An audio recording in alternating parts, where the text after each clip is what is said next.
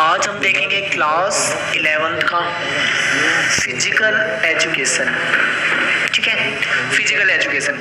हालांकि ये कोई ऐसा सब्जेक्ट नहीं है जो पढ़ाया जाए, लेकिन कई बच्चों के कमेंट्स देखे थे मैंने, तो किसी बच्चे ने कहा था कि सर पढ़ा दो। तो अब समय जो है वो हमारे पास बहुत कम है। इतने कम समय में पूरी अगर मैं बुक पढ़ाऊँ तो पॉसिबल नहीं है, लेकिन अगर मैं सपोर्टिंग मटेरियल का यूज़ करूँ और मैं खाली इम्पोर्टेंट क्वेश्चन लूँ हर चैप्टर से, तो पढ़ाना ज़्यादा मुश्किल नहीं है। ठीक है, क्योंकि कम टाइम में एक यही तरीका है कि या तो सपोर्टिंग मटेरियल यूज़ करो और दूसरा सिर्फ इम्पोर्टेंट क्वेश्चन को ही पढ़ो। तो ये मैंने किसी की डिमांड पे बनाया आज का वीडियो, और आपको अगर पसंद आए तो आप कमेंट करना, लाइक करना, शेयर ज़रूर करना। और सबसे बड़ी बात है कि मैं आगे की वीडियो तभी बनाऊंगा जब मुझे व्यू मिलेंगे अच्छे, यानी कि मुझे लगेगा ना कि ज़्यादा बच्चे देख रहे हैं, कम से कम 1000 व्यू तो होने ही चाहिए। यानी 1K व्यू हो जाएंगे तो उसका मतलब ये लगेगा कि मुझे कि ज़्यादातर बच्चे जो हैं वो चाहते हैं इसको देखना, मतलब उनको ज़रूरत है फिजिकल एजुकेशन की। ठीक है, तो आप ज़्यादा व्यू बढ़ाने के लिए क्या कर सकते हैं, शेयर कर दें अपने दोस्तों में। जितना ज़्यादा शेयर करोगे उतना ज़्यादा मोटिवेशन मिलेगा, क्योंकि जो कोई भी यूट्यूब पे वीडियो बनाता है तो उसको इसी चीज़ से मोटिवेशन मिलती है कि उसकी वीडियोस को कितने देख रहे हैं, कितने पॉजिटिव कमेंट मिल रहे हैं। ठीक है, यही हमारा मकसद है कि ज़्यादा से ज़्यादा बच्चों की हेल्प हो पाए, और कुछ नहीं है। तो शुरू करते हैं हमारा टॉपिक। जैसे कि देखो, चैप्टर 1 है ये हमारा पहला चैप्टर का नाम है शारीरिक शिक्षा में बदलती प्रवृत्तियां और करियर। तो फिजिकल एजुकेशन हमारा सब्जेक्ट है। देखते हैं भाई क्या क्वेश्चन आ सकते हैं। सबसे पहले देखो आप कि फिजिकल एजुकेशन जो होता है उसका मीनिंग क्या होता है, कि शारीरिक शिक्षा का अर्थ क्या होता है। चलो मैं आपको एक बात बताता हूँ, ध्यान से सुनना। कि आज पता है क्या वक्त है, आज का वक्त ऐसा है कि व्यक्तियों के पास, मतलब इंसानों के पास टाइम ही नहीं है, लोगों के पास टाइम नहीं है। सबकी जो लाइफ है इतनी ज़्यादा बिजी है कि उनके पास किसी चीज़ के लिए समय नहीं है। और ऐसे में क्या है भाई, समय अगर नहीं है तो भागती दौड़ती ज़िंदगी बस यूं ही बीत जाती है। तो ऐसे में हम भूल जाते हैं कहीं ना कहीं अपने शरीर का ध्यान रखना, यानी हम अपने शरीर पे ध्यान नहीं दे पाते और हमें कई तरह की बीमारियां हो जाती हैं। कोई मोटापे से जूझ रहा है तो कोई पतला है, किसी को शुगर की प्रॉब्लम है तो किसी को कोई समस्या है। हम अपने आप का ध्यान नहीं रख पाते। आपने सुना होगा कि एक कहावत है, हेल्थ इज वेल्थ, कि स्वास्थ्य ही क्या है, असली धन है। तो अगर हम स्वस्थ हैं तो समझ लो हम अपने आप ही धनी हैं, अगर हम अस्वस्थ हैं तो हम धनी नहीं हैं। ठीक है, तो शुरू करते हैं हम कि फिजिकल एजुकेशन क्या होती है। शारीरिक शिक्षा जो है वो शिक्षा पद्धति का एक अंग है। ठीक है, इसका उद्देश्य क्या होता है फिजिकल एजुकेशन, मतलब आपको शारीरिक शिक्षा जो पढ़ाई जा रही है इसका उद्देश्य क्या है। इसका उद्देश्य है कि नागरिकों को शारीरिक, मानसिक, भावनात्मक और सामाजिक रूप से क्या हो, शारीरिक गतिविधियों, यानी कुछ ऐसे काम करें, ऐसी गतिविधियां करें जिनके द्वारा उनका मानसिक, सामाजिक, भावनात्मक रूप से विकास हो सके। ठीक है, बस यही है। मतलब शारीरिक शिक्षा, ये जो फिजिकल एजुकेशन हमारा सब्जेक्ट है, इसका उद्देश्य ये है कि जो आप पढ़ते हो आप इन सारी चीजों को सीखो और क्या हो, आप स्वस्थ जीवन जी सको, हेल्दी रह सको, ये इसका उद्देश्य है। अगला है कि शारीरिक शिक्षा की परिभाषा बताओ। तो डेफिनेशन जो होती है दोस्तों वो बहुत इजी होती है, आपको कोई भी एक डेफिनेशन याद करनी है। चलो मान लो हम सेकंड नंबर की डेफिनेशन याद कर लेते हैं, क्योंकि ये छोटी सी दिख रही है हमें। शारीरिक क्रियाओं पर केंद्रित अनुभव द्वारा जो परिवर्तन मानव में आते हैं उसे शारीरिक शिक्षा कहते हैं। तो ये जो डेफिनेशन है दोस्तों, ये तो आपको बिल्कुल डिक्टो ऐसी कैसी याद करनी पड़ेगी। ये जो अर्थ होता है आप इसमें बदलाव कर सकते हो, लेकिन डेफिनेशन में बदलाव नहीं कर सकते। ठीक है, जिसने जो कह दिया वो कह दिया। आगे देखो, जो फिजिकल एजुकेशन है इसके उद्देश्य क्या है, यानी इसके एम्स क्या है, इसका लक्ष्य क्या है और इसके ऑब्जेक्टिव, इसके उद्देश्य वगैरह क्या है, हमको ये बताना है। तो शारीरिक शिक्षा का जो लक्ष्य होता है वो ये होता है कि हर बच्चा, प्रत्येक बालक को, हर बच्चे को शारीरिक, मानसिक और भावनात्मक रूप से स्वस्थ बनाना और नैतिक और सामाजिक गुणों का विकास करना। ठीक है, अब देखो क्या कि कोई व्यक्ति है, वो व्यक्ति हेल्दी कैसे रह सकता है, कब रह सकता है, वो हेल्दी तभी रह सकता है जब वो क्या है, अच्छा खाना खाता होगा, अच्छे से सही तरीके से रहता होगा और अपने हेल्थ का ध्यान रखेगा, बिल्कुल टेंशन फ्री रहेगा, टाइम पे काम करेगा। अगर आप समय पे सो जाते हो और समय पे उठते हो और अपने शरीर को एक एक चीज मेरे को बताना भूल रहा था मैं यहाँ से, देखो जो मानव शरीर होता है ना, हमारा शरीर, ये हमारा शरीर ऐसा होता है, अगर हम इसको आराम करने की आदत देंगे तो ये बिल्कुल आराम का आदी हो जाएगा। अगर हम इससे मेहनत करवाएंगे तो ये मेहनत करेगा।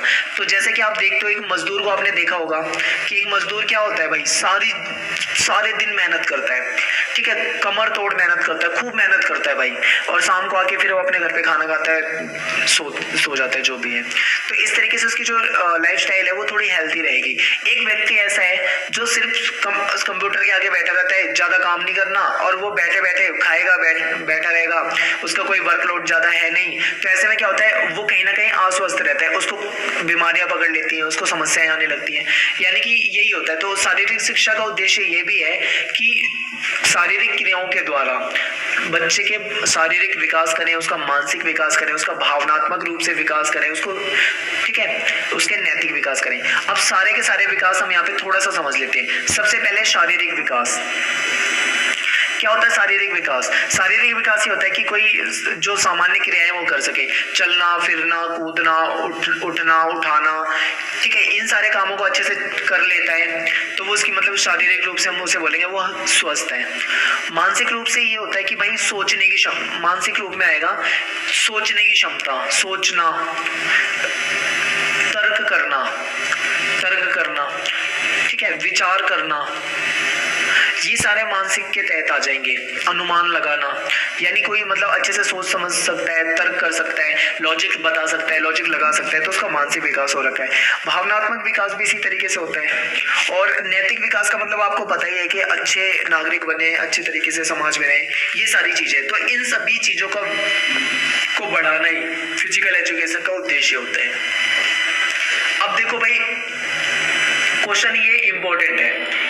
मान लो ये क्वेश्चन आपके पेपर में आ जाता है 6 नंबर का, और ये बोल देते हैं क्वेश्चन में कि शारीरिक शिक्षा जो है इसका लक्ष्य और उद्देश्य बताओ, तो आप बता दोगे कि इसका उद्देश्य होता है कि बच्चे का शारीरिक विकास हो, इससे इसका उद्देश्य है कि बच्चे का मानसिक विकास किया जाए। हम इसीलिए तो पढ़ते हैं ताकि हमारा शारीरिक विकास अच्छे से हो, मानसिक विकास हो, भावनात्मक विकास हो, सामाजिक विकास हो, स्वास्थ्य का विकास हो, ठीक है, ये व्यक्तित्व, हमारी पर्सनैलिटी का विकास हो, ये सारे विकास हो हमारे।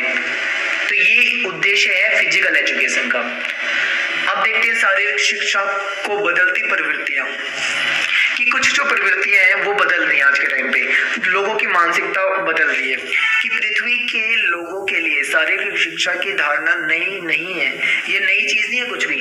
ऐसा माना जाता है कि शारीरिक शिक्षा की अगर जड़ें देखें ना, तो वो पुराने समय से यानी पुराने काल में भी मौजूद थी, और उस समय इसका प्रयोग विभिन्न उद्देश्यों हेतु किया जाता था। अलग अलग व्यक्तियों के लिए इसका अर्थ भी भिन्न भिन्न था, इसलिए ये कहना गलत नहीं होगा कि शारीरिक शिक्षा जो है वह विस्तृत आधार वाला शब्द है। पुराने समय में क्या होता था दोस्तों, शारीरिक शिक्षा जो था वो जीवित रहने के लिए आवश्यक भी थी। शारीरिक शिक्षा की शुरुआत अगर हम बोले तो वो हुई थी यूनान से, ठीक है, यहाँ से हुई थी यूनान से। सभ्यता में बदलाव आने के साथ साथ शारीरिक शिक्षा का जो अर्थ था वो भी बदल गया, लेकिन इसके सही अर्थ को कोई नहीं समझ पाया कि इसका रियल मीनिंग है क्या। कोई इसे शारीरिक प्रशिक्षण कहता है यानी कि फिजिकल ट्रेनिंग कहता है, तो कोई इसको खेल कहता है, कोई इसे खेल संस्कृति कहता है, कुछ इसे स्वास्थ्य शिक्षा कहते हैं, कुछ इसे मनोरंजन समझते हैं। यानी कि शारीरिक शिक्षा को अलग अलग तरीके से लोग समझते हैं, लेकिन वास्तव में अगर हम बात करें शारीरिक शिक्षा, तो वो इनमें से क्या है, इनसे कहीं अधिक है, यानी उसमें बहुत सारी चीजें आ जाती हैं। वर्तमान समय में शारीरिक गतिविधियों के माध्यम से शिक्षा देने के प्रयासों को शारीरिक शिक्षा कहा जाता है। यानी ये देखो, ये यहाँ से आपको बताना है मुझे, यहाँ से ध्यान से देखो आप एक बार, कि वर्तमान समय में शारीरिक गतिविधियों के माध्यम से शिक्षा देने के प्रयासों को शारीरिक शिक्षा कहा जाता है। यानी आज के समय में शारीरिक गतिविधि क्या होता है, एक्सरसाइज करवाना, ठीक है, योग करवाना, योगा करवाना, प्राणायाम करवाना, शारीरिक गतिविधियों के द्वारा शिक्षा देने के प्रयासों को शारीरिक शिक्षा कहा जाता है। तो आपको क्या करना है, बस ये लाइन याद करनी है, और इससे पहले आपको भूल जाना है कि आपने कुछ पढ़ा था। अब आते हैं आगे। शारीरिक शिक्षा में उपलब्ध विभिन्न पाठ्यक्रम। आपको पता होगा कि फिजिकल एजुकेशन जो है आप सिर्फ 11th और 12th में नहीं पढ़ते, बल्कि अगर आप चाहें तो आप इसको आगे भी पढ़ सकते हैं, ग्रेजुएशन में रख सकते हैं। ग्रेजुएशन वगैरह में अगर आप रखेंगे इसे तो क्या क्या होता है इसमें, कुछ करियर वगैरह भी है। जैसे कि आप देखोगे वर्तमान समय में अनेक विश्वविद्यालय यानी यूनिवर्सिटी, संस्थान, महाविद्यालय वगैरह है जहाँ पे शारीरिक शिक्षा में करियर की तैयारी के लिए अनेक कार्य कराते हैं। जैसे आपने सुना होगा BP Ed, CC Ed, MA in physical education, MPE, इस तरीके से ये सारे जो कोर्स है ना, ठीक है, ये सारे क्या है, फिजिकल एजुकेशन से जुड़े हुए कोर्स हैं। और इसके द्वारा इसमें क्या सिखाया जाता है, इसमें योगा वगैरह बहुत तरह की चीजें सिखाई जाती हैं। तो इन सब चीजों में क्या है दोस्तों, इन सब चीजों में लोग विभिन्न तरह के कोर्स करते हैं और उससे जुड़े, आप देखते हो कि आपके स्कूलों में फिजिकल एजुकेशन के भी टीचर होते हैं, तो वो जो टीचर वगैरह होते हैं वो भी तो यही ऐसे ही कोर्स करके आते हैं आपको पढ़ाने, यानी उन्होंने आगे जो 12th के बाद जो पढ़ाई करी होती है इन कोर्सों में करी होती है। तो ये एक अच्छा प्रशिक्षण भी होता है। अब आते हैं, देखो डिप्लोमा वगैरह कहाँ से क्या होता है, ये आपको खुद पढ़ना है, ये मैं आपको ये कुछ भी पढ़ के नहीं बताऊंगा। हम सीधा क्वेश्चन पे आते हैं।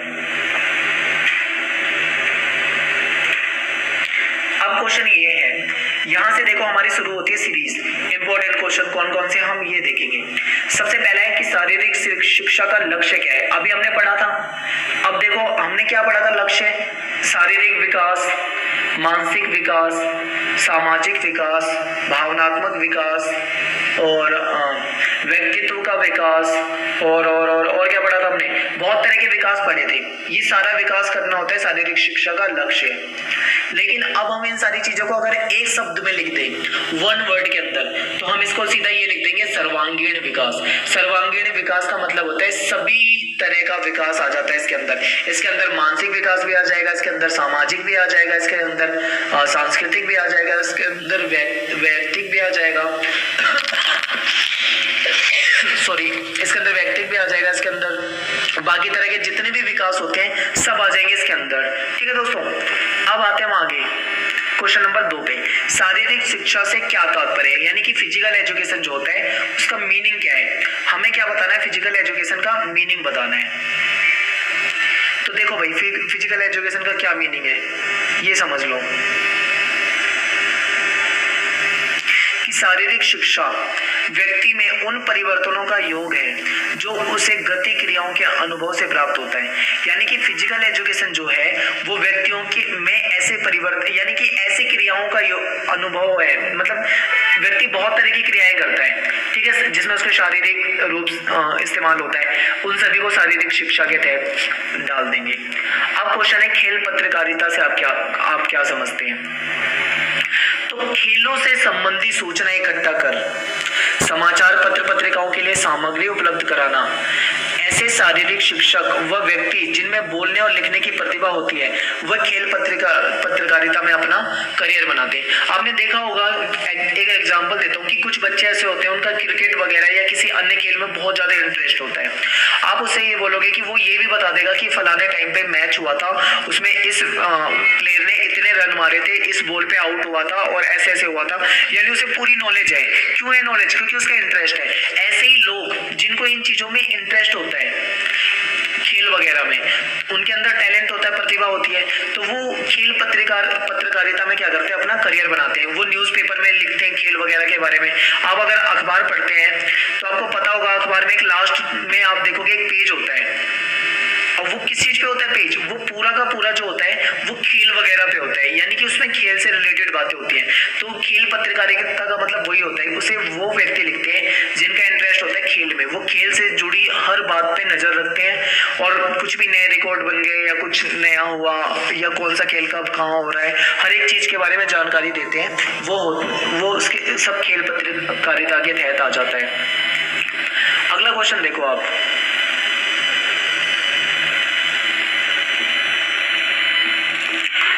क्वेश्चन नंबर 4 शायद आपको अच्छे से ना दिख रहा हो, अब दिखेगा कि शारीरिक शिक्षा में स्वास्थ्य संबंधित करियर से आप क्या समझते हैं, यानी कि फिजिकल एजुकेशन जो है इसमें स्वास्थ्य संबंधी करियर से आप क्या समझते हैं। आज का जो समय ना आधुनिक युग, इसमें लोगों के स्वास्थ्य के प्रति जागरूकता में वृद्धि हुई है, यानी अब जो लोग हैं वो स्वास्थ्य के प्रति जागरूक होते जा रहे हैं। सभी व्यक्ति स्वास्थ्य के बारे में सचेत हो गए हैं, वे स्वस्थ और हष्ट पुष्ट रहना चाहते हैं कि हर व्यक्ति चाहता है कि वो स्वस्थ रहे। पहले पता है क्या होता था, पहले ना ज्यादा एजुकेशन वगैरह नहीं होती थी, छोटी मोटी बीमारी हो जाती थी उसको इग्नोर कर देते थे लोग, अरे ये ऐसे हुआ होगा वैसे हुआ होगा, नहीं सोचते थे।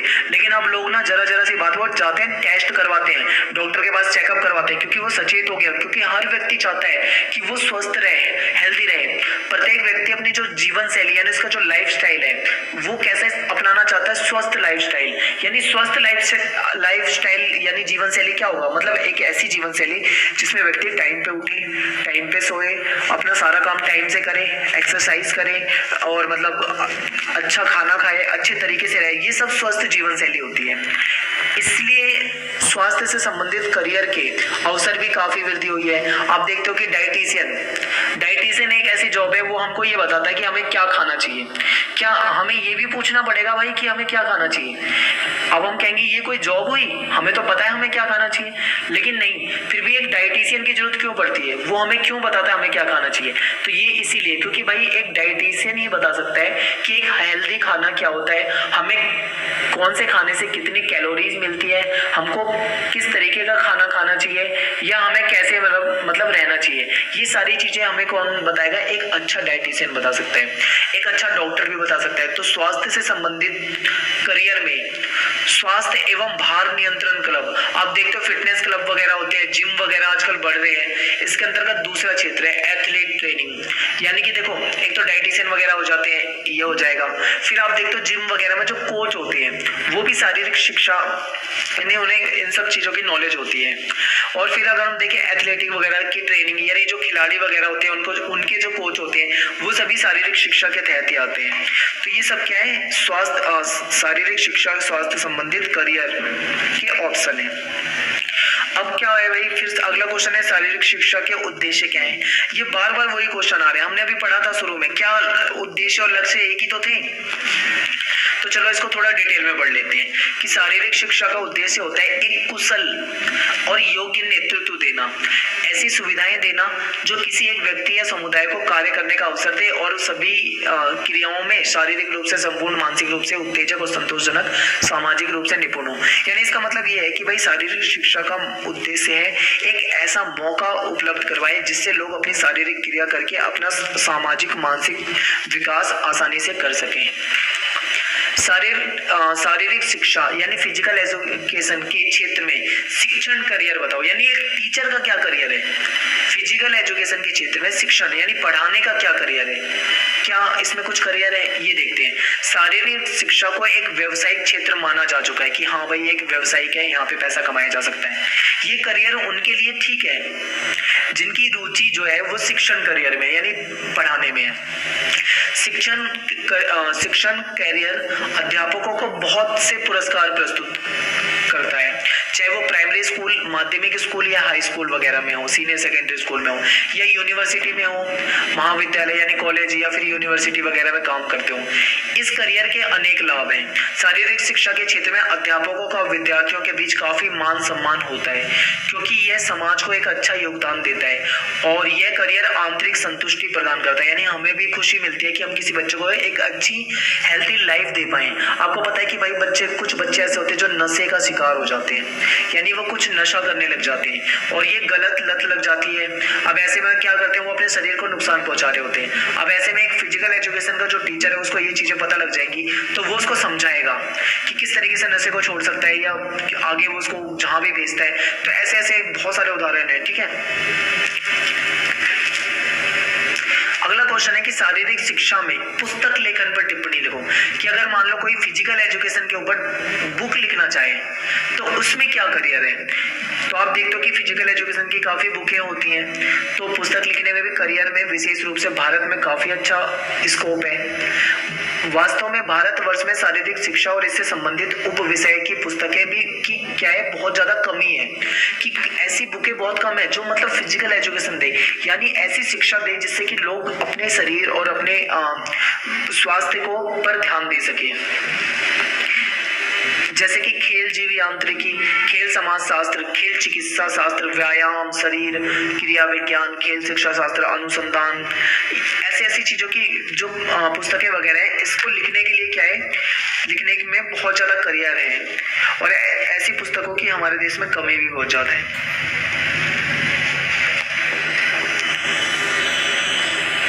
तो ये हो जाएगा। अभी हम सिर्फ करियर पढ़ रहे हैं कि टीचिंग, फिजिकल एजुकेशन की टीचिंग में क्या करियर है, फिजिकल एजुकेशन की बुक लिखने में क्या करियर है, फिजिकल एजुकेशन की ट्रेनिंग देने में क्या करियर है, ठीक है, ये सारे करियर वगैरह पढ़ रहे हैं। अब है कि शारीरिक शिक्षा में खेल उद्योग में करियर बताओ। खेल उद्योग तो आपको बहुत अच्छे से समझ में आएगा और आपको याद भी होगा कि क्या है, एक व्यक्ति जो खेल उद्योग में करियर बनाना चाहता है, यानी खेल के क्षेत्र में करियर बनाना चाहते हैं, उसे शारीरिक शिक्षा व खेलों की जानकारी होनी चाहिए, ठीक है। जो व्यक्ति खेल के क्षेत्र में अपना करियर बनाना चाहता है, उसे फिजिकल एजुकेशन और खेल की जानकारी होनी चाहिए। आप देखते हो कि जैसे मान लो क्रिकेट के मैदान में जब जाते हैं खेलने, तो वो सबसे पहले क्या करते हैं, कुछ उछल कूद करने लग जाते हैं, क्यों, ताकि वो शरीर को गर्म करें, क्योंकि आपको पता है जिम वगैरह में भी जाते हैं तो हम शरीर को पहले गर्म करते हैं, हल्की फुल्की एक्सरसाइज करते हैं, बिल्कुल हल्की फुल्की, ताकि हमें कोई चोट वगैरह ना लगे। तो इस तरीके की चीजें हमें, ठीक है, तो ये सारी नॉलेज हमें होनी चाहिए। यह टी शर्ट, ट्रैक सूट, खेल के जूते, खेल उपकरण से संबंधित हो सकता है। जैसे कि देखो, एक व्यक्ति छोटे स्तर पर खेल उद्योग स्थापित कर सकता है, छोटे लेवल पर। यहाँ पे क्या है, ये टी शर्ट, ट्रैक सूट, खेल के जूते, खेल उपकरण से संबंधित हो सकता है। ऐसे कार्यों के लिए अनुसंधान, डिजाइन का ज्ञान बहुत महत्वपूर्ण है, क्योंकि नए प्रकार के खेल उपकरण, ट्रैक सूट, स्विमर सूट की मांग हमेशा रहती है। अब ये बता रहा है खेल उद्योग में करियर।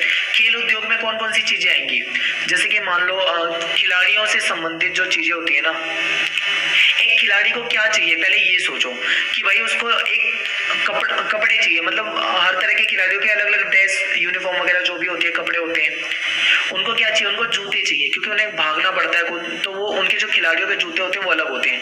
उनको किट चाहिए, किट में सारे सामान आ जाते हैं, जैसे कि पैड वगैरह हो जाएंगे, ठीक है, गार्ड वगैरह, कोनी, ग्लव्स वगैरह, ये सारी चीजें, इन सारी चीजों की नॉलेज होनी चाहिए।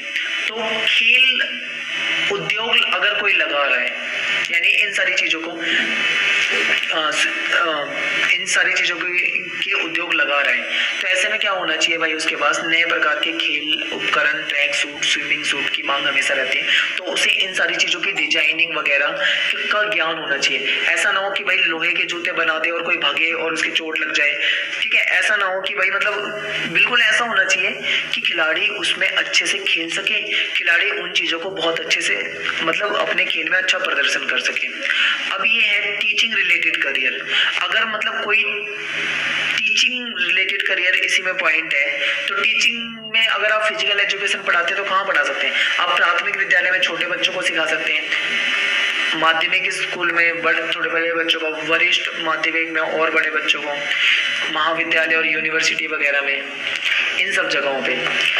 अगर हम देखें ट्रेनिंग रिलेटेड करियर, कि ट्रेनिंग से संबंधित करियर, तो शिक्षा विभाग वगैरह में, शारीरिक शिक्षा विभाग, खेल विभाग, क्योंकि खेल विभाग में आपको पता है वहां पे भी ट्रेनिंग दी जाती है, और कौन देता है, एक कोच होता है, वही तो खिलाड़ियों को ट्रेनिंग देता है, उसके खूब सारे खिलाड़ी होते हैं, उनको ट्रेनिंग देता है कोच। तो ये सारी चीजें। अब देखो ये स्वास्थ्य होना चाहिए, स्वस्थ लिखा हुआ है, यहाँ पे एक गलती है मात्रा की। स्वास्थ्य संबंधी करियर, हेल्थ रिलेटेड करियर अगर हम देखेंगे तो इसमें हेल्थ क्लब हो जाएंगे। आजकल जो है हेल्थ क्लब की मांग काफी बढ़ रही है, क्योंकि लोग क्या करते हैं, अक्सर हेल्थ क्लब में जाना पसंद करते हैं।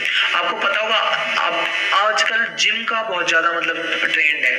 क्या आज से 10, 20, 30, 40, 50 साल पहले जिम होती थी, तो भाई उस टाइम पे क्या होते थे, जो पहलवान तो उस टाइम पे भी होते थे, लेकिन उनका जो एक्सरसाइज वगैरह होती थी वो अलग होती थी। वो अखाड़े वगैरह में जाते थे, रस्सियों पे लटकते थे, दौड़ लगाते थे, उठक बैठक करते थे, डिप्स वगैरह एक्सरसाइज करना, यानी मशीनों पे वो आधारित नहीं थे। लेकिन अब क्या आया है, अब आगे जिम में क्या होता है भाई, जिम में जो होता है मशीनों से करते हैं एक्सरसाइज। तो इन सारी चीजों का जो मतलब धीरे धीरे वो मांग बढ़ रही है। ऐसे में जिम अगर बढ़ रही है तो जिम में जरूरत पड़ेगी ट्रेनर की, यानी एक कोच की जो अच्छी जानकारी दे सके। तो हेल्थ क्लब हो जाएगा, एथलेटिक ट्रेनिंग हो जाएगी, फिजियोथेरेपिस्ट हो जाएंगे, इन सब की ये हेल्थ से रिलेटेड करियर हो सकते हैं। परफॉर्मेंस रिलेटेड करियर तो खिलाड़ी के रूप में, अधिकारी के रूप में ये हो जाएगा। अब इसे छोड़ो, अब आ जाओ थोड़ा सा आगे, शारीरिक शिक्षा के उद्देश्य। तो उद्देश्य मैंने आपको बताया था शारीरिक विकास। अब इसमें बहुत सारे विकास आ जाएंगे, मानसिक विकास, सामाजिक विकास, नाड़ी संस्थान, मांसपेशीय संस्थान, भावनात्मक विकास, स्वास्थ्य का विकास। ठीक है, तो ये सारे जो हो जाएंगे पॉइंट हो जाएंगे। अब हमें क्या करना है, इन पॉइंटों को पढ़ना है थोड़ा थोड़ा। बस आपको क्या करना है, एक बार इन सारी चीजों को थोड़ा थोड़ा पढ़ लेना है, बस ये हो जाएगा यहाँ से खत्म। तो दोस्तों ये था पहला चैप्टर का बेसिक वीडियो। अगर पसंद आए तो लाइक कर देना, कमेंट कर देना, शेयर कर देना। और पहला चैप्टर था, इसमें कुछ ऐसा